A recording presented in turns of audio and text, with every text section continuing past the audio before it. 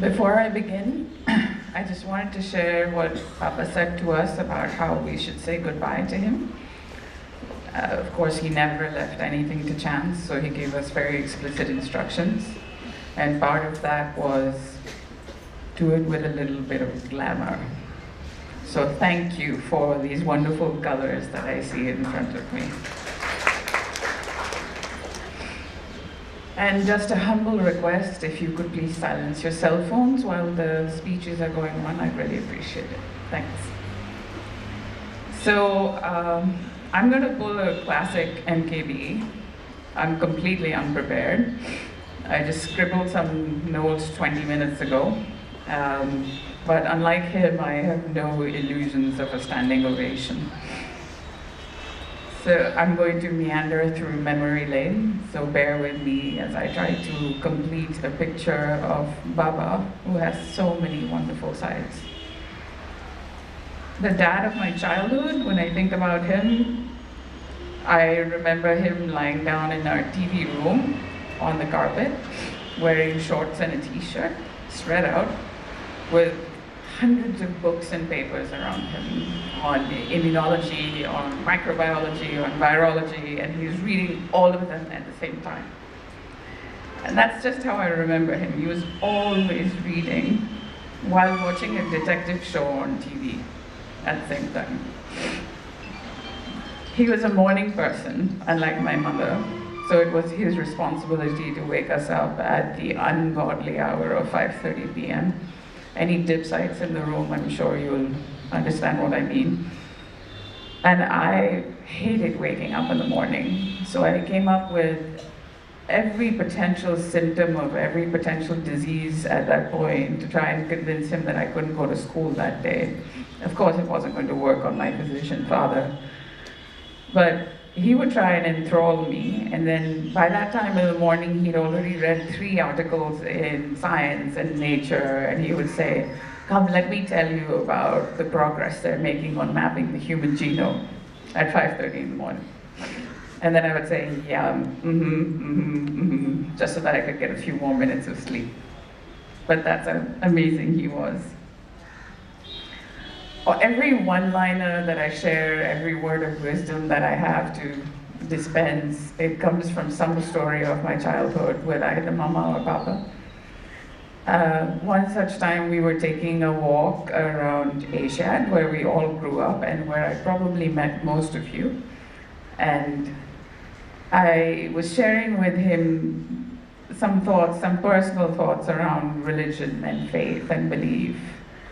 And I asked him how he felt. It was very personal, so I won't say what he said.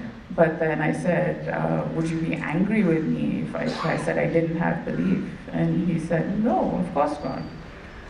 And he said, in life, it's more important to ask the right questions than to have all the answers. And that stayed with me for all of my life, just like a lot of other things that he said. As many of you know, I'm a feminist, and that's not by accident. I can definitely attribute that to my mother, who was an excellent role model, but my dad contributed significantly to that. He was surrounded by women when we were growing up, and he encouraged them, he uplifted them, he worked with them, but not in a patronizing way. He treated them as equals, people he could learn from. And that's the example I grew up with. And much to my mother's chagrin, he would always say that Mama is the boss of the family. So, he was convinced that he could be a good cook. He used to say that the kitchen is like a lab, and he just needs the skills and the training to become an effective inventor. But the evidence did not support his conclusions. He made up for that by regaling us with stimulating conversation at the dinner table, which I'm sure many of you have had with him, and we would sit there till the food dried up on our hands. I have no shame in sharing that I'm going to turn 42 in November. I made him wait a very long time before giving him a grandchild. But I'm so glad that for the last year and a half, he's been able to spend time with Rehan, and Rehan has been able to see his wonderful Nanu, who was born to be a pediatrician, because he adores children, and he's wonderful with them. He was terrible with technology, as many of you would know. He could create a vaccine, but he was flummoxed by the simplest tool in the toolbox. So when he finally started using his smartphone, we were all very excited. And then he used to text us, and we had all these groups on WhatsApp. But they was completely garbled, and there were so many typos, so I had to be the translator of the man who created the Translational Health Science Technology Institute.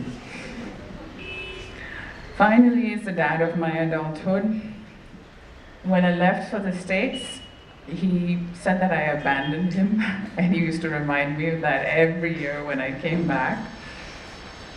And now, when I'm starting to work on women's leadership and global health, I was really excited about the possibility of us working together, and we were coming up with all these ideas.